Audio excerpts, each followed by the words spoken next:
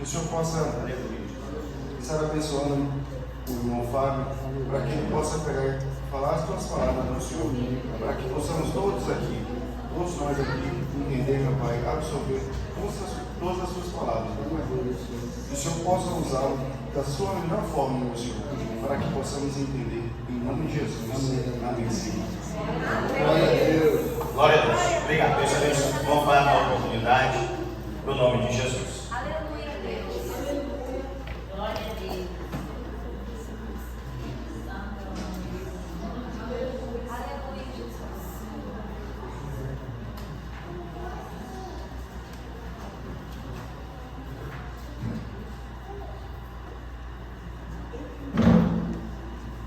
Glória a Deus. Eu cumprimento a igreja na paz do Senhor. Amém. Os irmãos aí, por favor, vão desculpando a voz ainda em recuperação. Mas no domingo, ela começou a querer ir embora e segunda-feira eu falei com o farmacêutico, falei, amigão, a minha voz está querendo ir embora, eu quero que ela fique. O que o senhor tem aí para me ajudar? Aí ele riu, né? Me deu um melzinho lá. Mas melhorou mesmo, foi na quarta-feira quando eu falei, pastor, prepara um plano B aí, porque talvez não dê para pegar na quinta não. O que foi, irmão? O que foi com essa voz aí? Tá gripado ou não? Então vamos orar que você vai melhorar para pregar na quinta. Amém, glória a Deus. Aí ele já orou lá no monte, e aí a voz já está voltando aqui, não está 100% ainda, mas já está uns 93, 4. Já dá para entender o que a gente quer passar. Amém, irmão? E como hoje é o culto do pão, acho que o culto da semana que eu fico mais fascinado, porque o pão da vida é Jesus Cristo. Então o Espírito Santo desceu sobre a vida do pastor Elson para batizar esse culto do pão, que é o nosso culto de ensinamento, é o culto de alimento da alma, é o culto que a gente vai se preparar para levar a nossa vida seguindo sempre Jesus Cristo. Aleluia. E hoje em dia, irmãos, por favor, podem todos sentar, porque eu vou já introduzir a leitura aqui. Mas hoje em dia, a gente vive numa era onde uma vez eu vi uma moça que eu conheci pequena, e enfim, foi mãe jovem, 17 anos, e ela estava comemorando que na Argentina havia sido liberado o aborto. Eu falei, mas moça, você é cristã? Você não pode comemorar isso daí. Ela, não, mas é porque você não entende as mulheres, você nem pode falar das mulheres, nem lugar de fala você tem. Eu falei, mas eu tenho mãe, eu tenho esposa, eu tenho 2 filhas, eu não posso falar não? Não, mas esse mesmo povo é o povo que quer falar hoje em dia como que Jesus Cristo é ou como que ele deveria ser. E aí esse pessoal tem pintado Jesus Cristo como um hippie maconheiro, com a perdão da palavra, tá, igreja? Mas como é que eles querem fazer? Um cara cabeludão, que sai por aí, é tudo de paz e amor, e deixa de ensinar o verdadeiro Cristo. Vendo como tudo isso tem se perdido, especialmente nesse progressismo que assola o mundo, a gente tem que resgatar o nosso valor tradicional judaico-cristão. E é aqui na igreja que se faz isso. Então, para falar do culto do pão, eu quero falar mesmo de Jesus.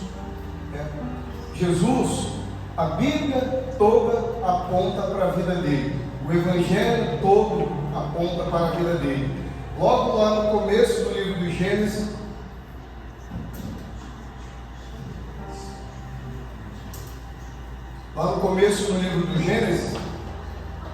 a primeira vez que a gente consegue compreender que Deus não é uma só pessoa, é quando fala lá, façamos o homem à nossa imagem, conforme a nossa semelhança. Se Deus fosse um, ele diria, farei o homem conforme a minha imagem e a minha semelhança. E aí que a gente já entende, opa, é um sinal aqui que diz que tem mais para com ele, né? E aí a gente consegue aprender na Bíblia, no estudo aprofundado da palavra, que nosso Deus é um Deus primo, é Deus Pai, é Deus Filho, é Deus Espírito. E esse Deus Filho, que é o nosso pão, ele, 1000 anos antes, o Espírito de Deus já testificava particularidades dele na palavra, né? No Salmo 22 está mencionado lá o sofrimento do Calvário dele, né? E está lá: meu Deus, por que me abandonaste?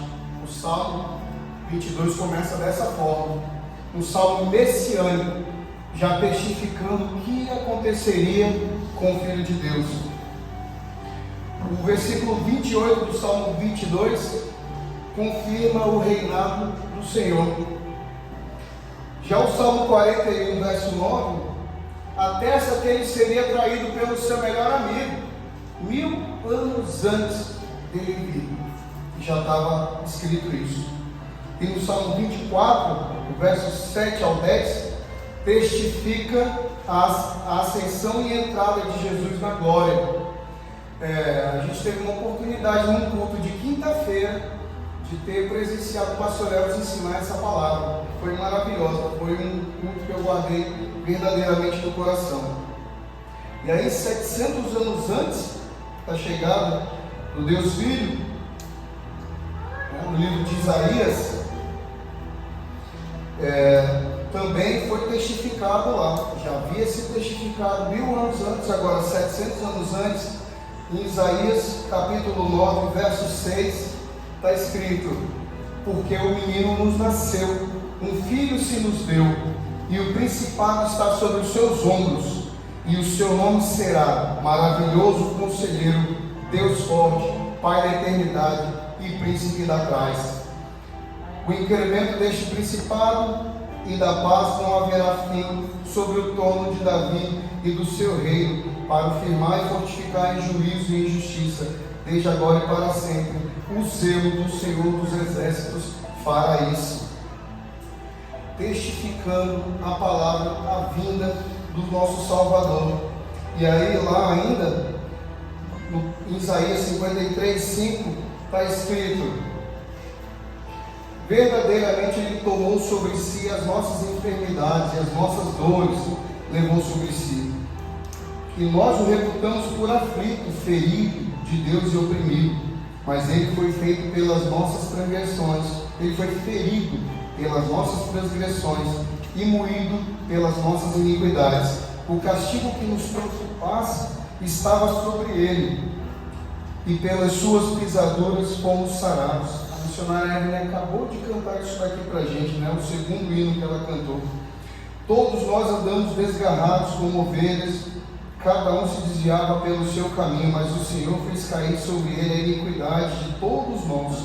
Ele foi oprimido, mas não abriu a sua boca.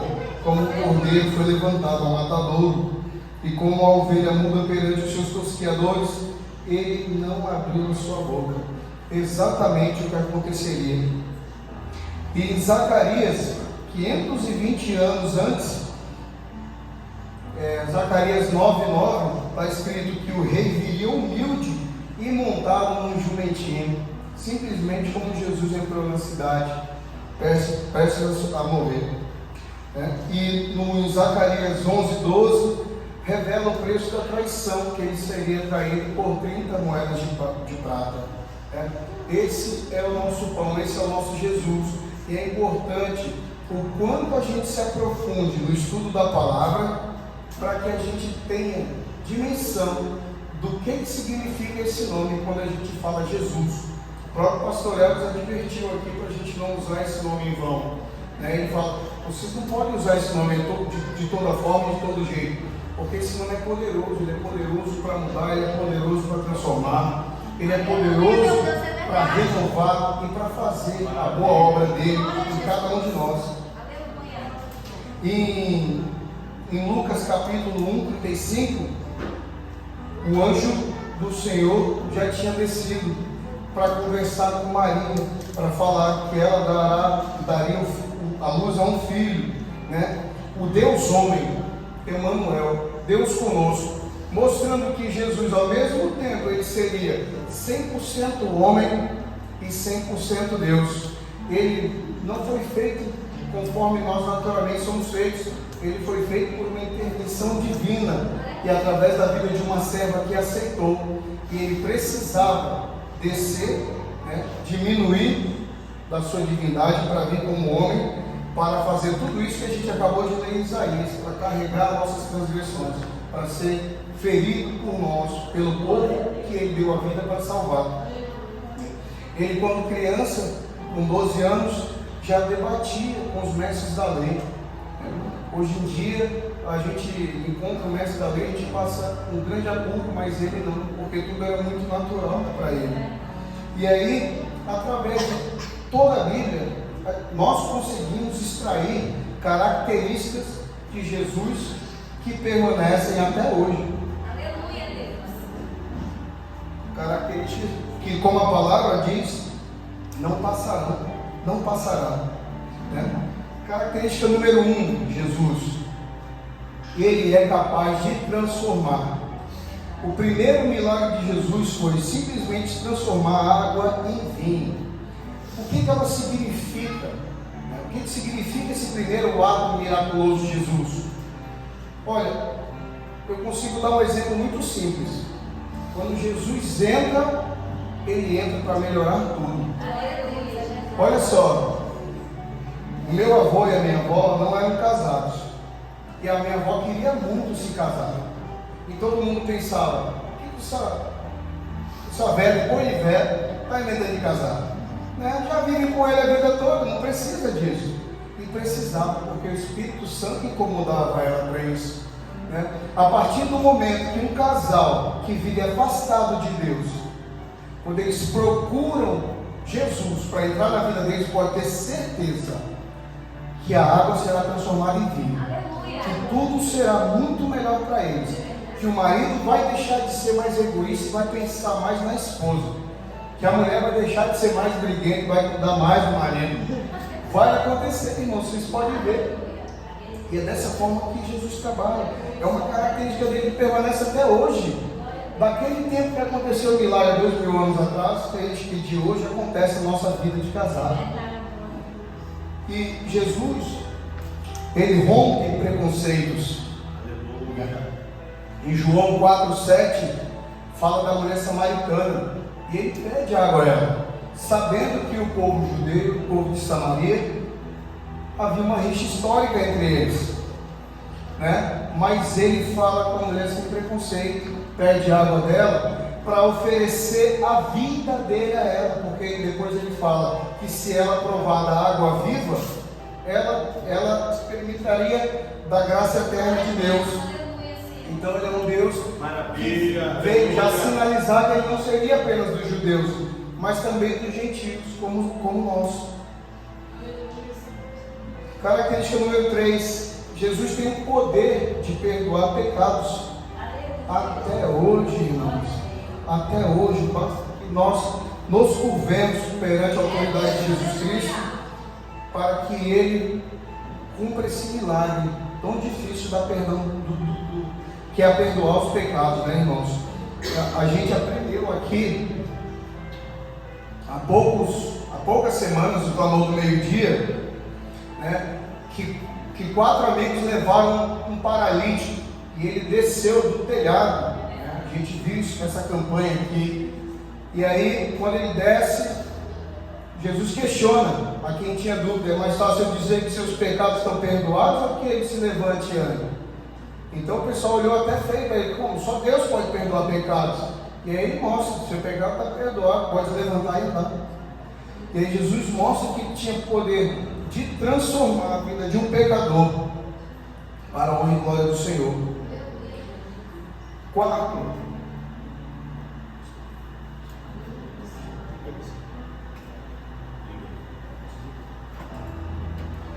Quarta característica de Jesus: ele cura enfermos independentemente de distância. Não há distância física que seja capaz de se interpor entre o mover de Deus, a sua vontade e a pessoa que ele quer beneficiar. Em Lucas 7, conta a história do centurião que queria que Jesus curasse o seu servo. Jesus fala: então vamos até lá. Ele fala: não, o Senhor é sujeito de autoridade igual a mim. Quando eu falo para meus homens virem para a esquerda, para a direita, para trás ou para frente, eles me obedecem. Se o Senhor disser uma só palavra, meu servo será curado. E Jesus se impressiona com a fé daquele homem, e ele mostrou que a barreira não era a distância para ele efetivar a cura dele. É por isso que quem estiver aqui intercedendo por alguma alma, por alguma pessoa que precisa ser curada, pode clamar ao Senhor. Independente de onde esteja, essa cura vai chegar lá. Característica número 5. Tem o poder de repreender demônios e libertar pessoas. Marcos 5. Acabamos de finalizar essa campanha na semana passada, não é isso? E nós aprendemos com diversos pregadores que passaram por aqui que o Senhor tem esse poder de repreender o espírito imundo, né? Ele até lançou aos porcos, e os porcos tiveram que se lançar no abismo, porque eles não conseguiam encarar o Filho de Deus. Característica de número 6. Tem o poder sobre a morte. João 11 fala sobre a vida de um homem que havia morrido, que era amigo de Jesus, Lázaro. E quando Jesus chega até lá, ele fala para Lázaro levantar e sair. Uma vez eu tinha conversado com um amigo espírita. Ele disse que Lázaro não tinha morrido. Lázaro tinha alguma, tipo narcolepsia, mas não era narcolepsia, alguma psia aí da vida que ele não estava morto. Eu falei, mas como, meu irmão? Se diz que ele estava até já em decomposição, apresentando mau cheiro, né? Então aí dessa parte o espírito não consegue explicar. Quem consegue explicar é só o milagre de Deus. É. 7. Ele atende o clamor do aflito. Lucas 18:35. Nós também fizemos a campanha aqui do cego de Jericó. Jesus, filho de Davi. Não adianta tentar me calar não, que eu vou chamar por Jesus, filho de Davi, até ele olhar para mim e fazer e atender o meu clamor. Nós clamamos aqui também tudo que a gente tem aprendido durante o clamor do meio-dia. A gente está vendo que são características intransponíveis de Jesus, né? E a 8ª característica do Senhor é: ele desafiava os inimigos a contestar a sua santidade, a mostrar que ele tinha algum pecado. É muito fácil eu chegar para minha mãe e falar: mãe, eu tenho erros. Meu filho, você é maravilhoso. Aí é a coisa mais fácil, né? É a mãe. Agora chega para os inimigos. Se lança aí numa campanha política. Irmão Aguinaldo, eles descobrem até que o senhor fez na primeira série com a tua professora. Eles descobrem. Eles levantam tudo. Mas do Senhor Jesus, em João 8:46, ele desafiou os inimigos a apontar um pecado dele. E todos tiveram que se calar e reconhecer que aquele era o Cordeiro puro e santo de Deus. E então a gente se pergunta, né? Por que Deus permitiu Satanás tentar o homem no jardim do Éden? Por quê? Isso aí a gente só vai entender de verdade quando a gente chegar lá, né? Agora do Senhor a gente chega lá e vai poder conversar com Deus sobre isso. Mas a gente consegue fazer algumas conjecturas, né, irmão? E talvez, não sei, talvez Deus tenha dito que ia fazer, né, um ser de livre-arbítrio, que ele tinha certeza que o adoraria. E Satanás só vai te adorar porque nesse jardim aí tem tudo, igual ele fez com Jó, né? Esse jardim aí tem tudo, é fácil te adorar. Eu queria ver se eu pudesse tentar eles. Aí não vai lá. Mas o inimigo conseguiu concretizar o plano. Só que o que ele não sabe é que os desígnios de Deus são insondáveis. Ele não consegue sondar. E aí veio uma sentença através dessa interferência do mal na vida da criação, da coroa da criação de Deus. O Senhor mandou uma sentença. Está escrito aqui em Gênesis 3:15: e porei inimizade entre ti e a mulher, e a tua semente, e a sua semente esta te ferirá a cabeça e tu lhe ferirás o calcanhar. Qual foi essa sentença aqui que Deus deu para Satanás? Eu vou pôr inimizade entre você e a mulher. Tu vai ferir o calcanhar dela, mas vai vir dela aquele que vai destituir o teu poder, pisando na tua cabeça. Esta te ferirá a cabeça. Então Deus deu uma sentença para Satanás. Fique esperto. O que tu fez aí, vai vir ainda aquele que vai pisar na tua cabeça. Uma vez eu assisti uma pregação muito tempo atrás, eu morava em Brasília ainda, acho que em 2009, 2010, por aí. E nessa pregação que eu assisti, o pastor fazia uma conjectura teológica, foi a primeira vez que eu ouvi, né, o que era uma conjectura teológica, e na concepção dele, Satanás, eu estou só conjecturando, tá, irmãos? Mas não estou blasfemando. Satanás deve ter, depois dessa sentença de Deus, ele deve ter ficado muito preocupado, porque Deus deu essa sentença e a sentença de Deus certamente se cumpriria, a não ser que o anjo caído pudesse interferir. E aí ele montou um centro teológico com os capetinhas mais inteligentes dele ali. E aí ele fala o seguinte: olha, todo mundo que você vê aí tem muita proximidade com Deus, vocês me falam aí, vocês atrapalham a vida dele. Tá? E aí quando veio Abraão, os demônios já ficaram, ó, tem um homem que tem muita intimidade com Deus, viu? O homem tem fé. Vou te falar, o homem tem muita fé, que ele ouve o que Deus diz, e ele segue, e ele vai, e ele, enfim, né? Aí quando Abraão não esperou o tempo de Deus e teve o filho com a serva, ao invés de ter o filho com a esposa, né? Satanás, não, meus capetinhos, pode tirar o time de campo, que esse cara aí, olha, ele pode ter muita fé, ele pode ser amigo de Deus, mas pisar na minha cabeça, ele não vai não.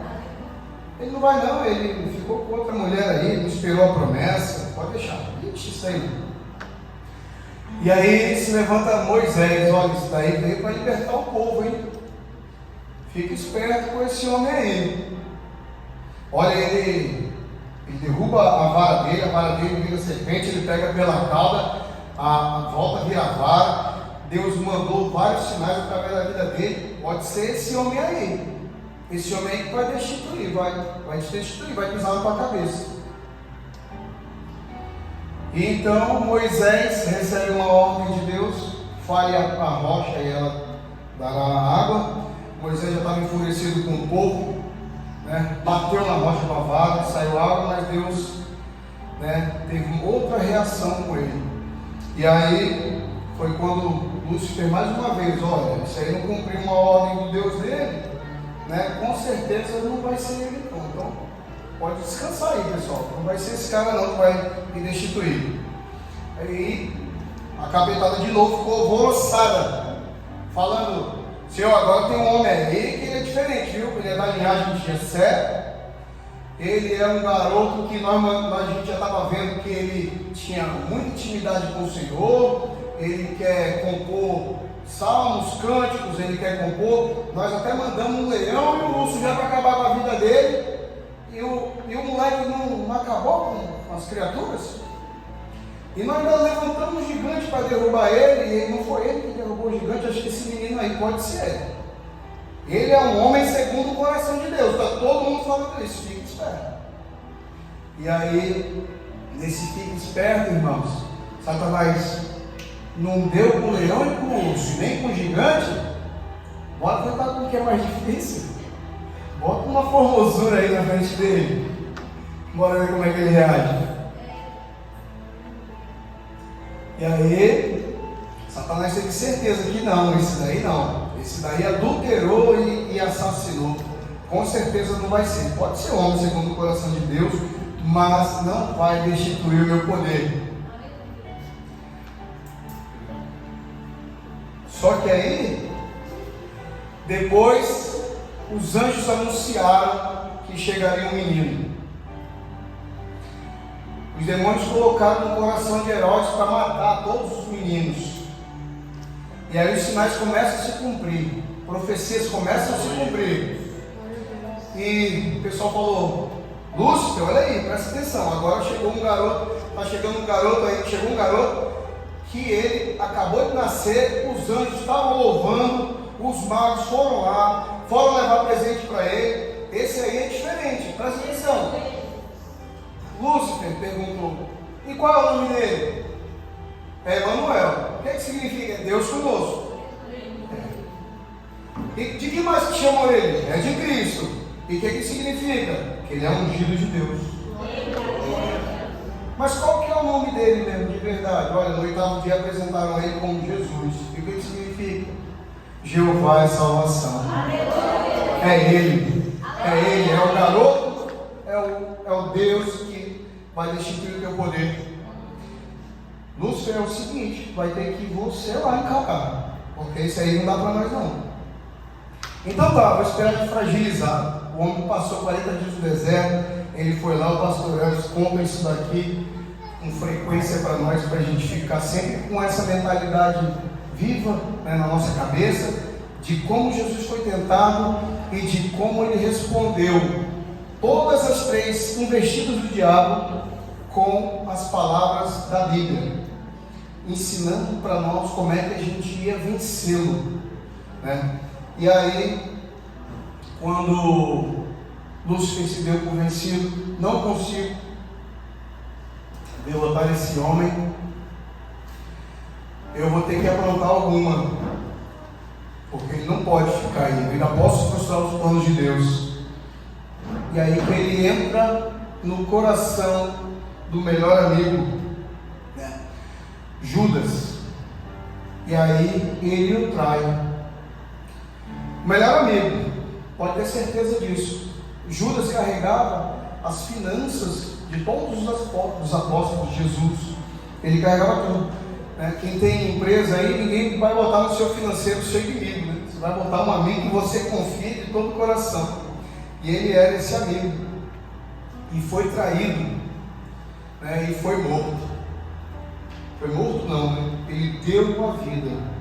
E é isso que a gente vai aprender agora, os mistérios decorrentes da morte de Jesus Cristo. Irmãos, a primeira coisa que a gente precisa entender com o episódio da morte de Jesus no madeiro é que realmente ele não foi assassinado. Ele deu a vida, ele se entregou. Está escrito em João 17:18. Jesus, ninguém tinha o poder de retirar a sua vida, ele que tinha o poder de dar em favor de nós. Tanto é que quando Pedro desembainhou a espada e feriu o homem que foi pegar Jesus, cortando-lhe a orelha, Jesus falou para ele não fazer aquilo, que se ele quisesse, Deus enviaria 12 legiões de anjos para acabar com tudo, se ele quisesse. 12 legiões, irmão. Uma legião contém 6.000 anjos. 12 legiões contém 72.000 anjos. Lá com Senaqueribe, um anjo fez o que, pastor? Matou 185.000 homens. Um anjo. Agora vocês calculem aí. 12.000 anjos. Quantos homens dava para matar numa noite? Acho que dá 13 bilhões de alguma coisa. Nem tem gente suficiente até hoje para que fosse morto com uma ordem de Jesus. Mas não era isso. Só para ele provar que se ele quisesse impedir a morte dele, ele faria. Mas ele não, ele deu a sua vida. Graças a Deus. O segundo mistério decorrente da morte de Cristo, ele fala, está consumado. Quando ele cumpre o propósito, ele fala, está consumado. E o que significa estar consumado? Ora, o plano da salvação de Deus está completo. O plano da salvação de Deus agora está completo. João 19:30. a partir da morte de Jesus, agora vem o terceiro mistério decorrente da morte. Jesus destituiu a Satanás. Foi aqui, irmãos, que a sentença do Senhor, lá de Gênesis 3,15, se cumpriu. Aqui Satanás foi destituído. E agora eu vou convidar os irmãos a abrir a Bíblia, porque isso aqui a gente tem que aprender junto e nunca mais esquecer. Irmãos, Eclesiastes 12:7, por favor.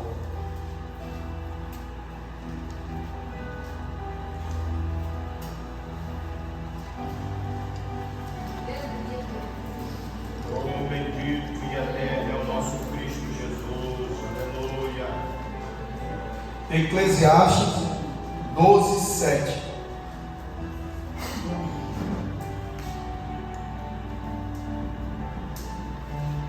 Quem achou? Deu glória a Deus. Glória a Deus. Amém. Eclesiastes 12:7 está escrito: e o pó volte à terra como o era, e o espírito volte a Deus que o deu. Amém? Então vamos gravar isso aí. O pó volte à terra como era, ou seja, o nosso corpo, né? Volta ao pó como era, porque quando Deus nos fez, Ele fez o pó. E o espírito volte a Deus. Contudo, no caso de Jesus tem um detalhe. Colossenses 2:9.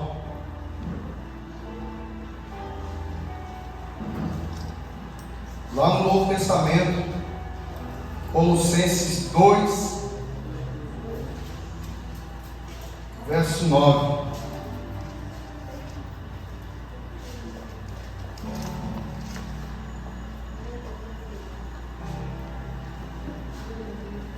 Aleluia, irmãos, todo mundo encontrou?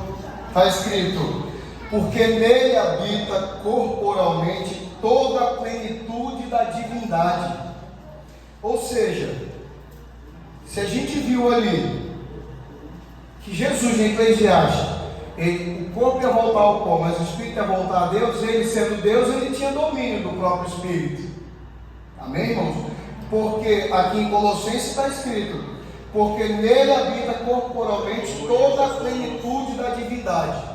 Sendo ele plenamente Deus, o espírito dele, ele próprio teria domínio. Tá, irmão, mas aí como é que ele destituiu Satanás? Agora vamos lá para Hebreus 2:14.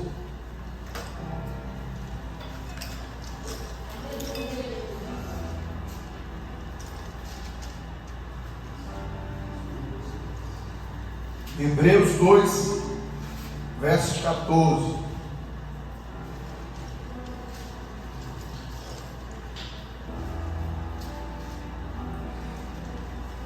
E visto como os filhos participaram da carne e do sangue, também ele participou das mesmas coisas, para que pela morte aniquilasse o que tinha o império da morte, isto é, o diabo. Graças a Deus. Pela morte aniquilasse o que tinha o império da morte. Quando Satanás fez com que a mulher pecasse, o homem pecasse, ele teve o domínio da morte, né? Antes não existia isso, mas ele passou a ter esse domínio.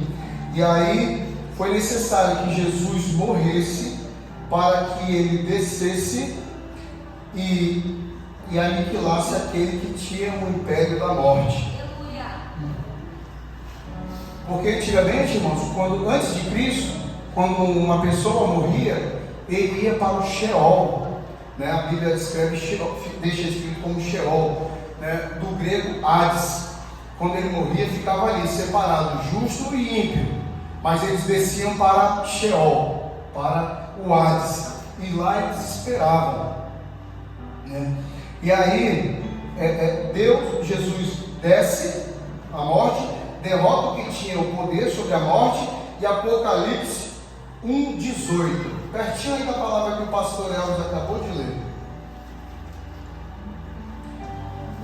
Apocalipse 1:18. último livro do Evangelho, Apocalipse, capítulo 1, versículo 18. E o que vivo e fui morto, mas eis aqui, estou vivo para todo o sempre. Amém. E tenho as chaves da morte e do inferno. Irmãos, isso aqui é Jesus testificando que quando ele morre, ele desce, destitui o poder de Satanás e fala que as chaves da morte e do inferno estão nas suas mãos. E o que Jesus testifica com isso, irmãos? Agora vamos lá, Efésios 4, versículo 8.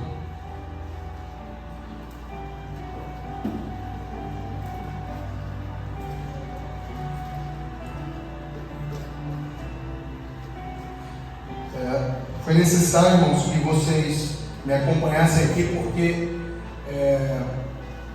esse tema ele é muito complexo para a gente entender, porque a gente sabe que Jesus morreu e deu a vida por nós, e a gente sabe num conceito amplo. Agora vocês estão aprendendo passo a passo o que aconteceu com Jesus, da sua morte à sua ressurreição. E está lá escrito em Efésios 4, versículo do 8 ao 10: pelo que diz, subindo ao alto, levou cativo o cativeiro. Ou seja, ele foi lá em Sheol e pegou aquele cativeiro e deu dons aos homens. Ora, isto, ele subiu, que é, senão que também antes tinha descido às partes mais baixas da terra. Aquele que desceu é também o mesmo que subiu acima de todos os céus, para cumprir todas as coisas. Então aquele que desceu, ele pegou os cativos, aqueles justos que estavam lá em Sheol, e junto com o ladrão da cruz, ele inaugurou o paraíso. Hoje, quem morre, o espírito vai ficar com Jesus no paraíso. É isso que o Senhor ensina através da sua palavra, né? E o quinto mistério decorrente da morte de Jesus foi exatamente isso: ele ressuscitou. A partir do momento que Jesus ressuscita, em Romanos 14, 9 está escrito que Cristo morreu para ser Senhor de vivos e de mortos, né? Aquelas pessoas que são e das que foram. Jesus é Senhor de todos. Em Apocalipse 1,5 está escrito: Jesus é o primogênito dentre os mortos e o soberano dos reis da terra. Jesus é o primogênito dentre os mortos. Ele foi o primeiro que saiu lá do Sheol e veio de volta e foi inaugurar o paraíso, onde ele vai nos levar para habitar.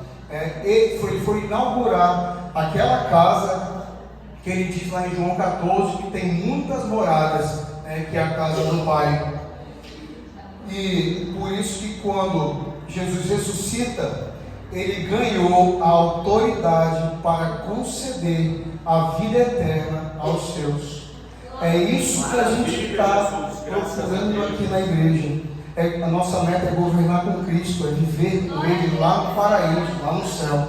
E foi assim que Jesus fez, passo a passo, que Ele cumpriu todas as coisas para que Ele honrasse a promessa de nos levar para morar lá. Jesus não é charlatão.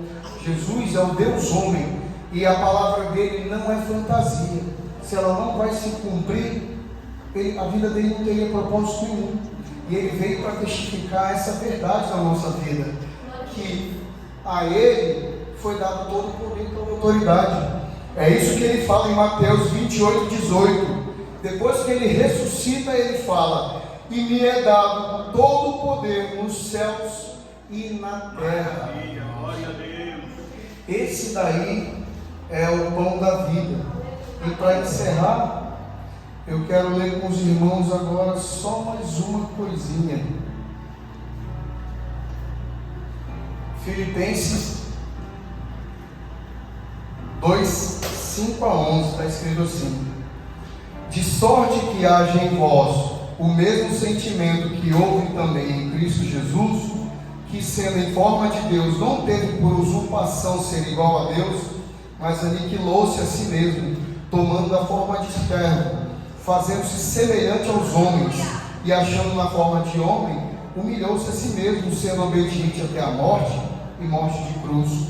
Pelo que também Deus o exaltou soberanamente, e lhe deu um nome que é sobre todo nome, para que ao nome de Jesus se dobre todo o joelho dos que estão nos céus e na terra e debaixo da terra, e toda língua confesse que Jesus Cristo é o Senhor, para a glória de Deus Pai. Foi a partir da ressurreição de Jesus Cristo que ele deixa de ser o carpinteiro e o cordeiro e passa a ser o leão de Judá, da tribo de Judá, como está escrito em Apocalipse 5:5.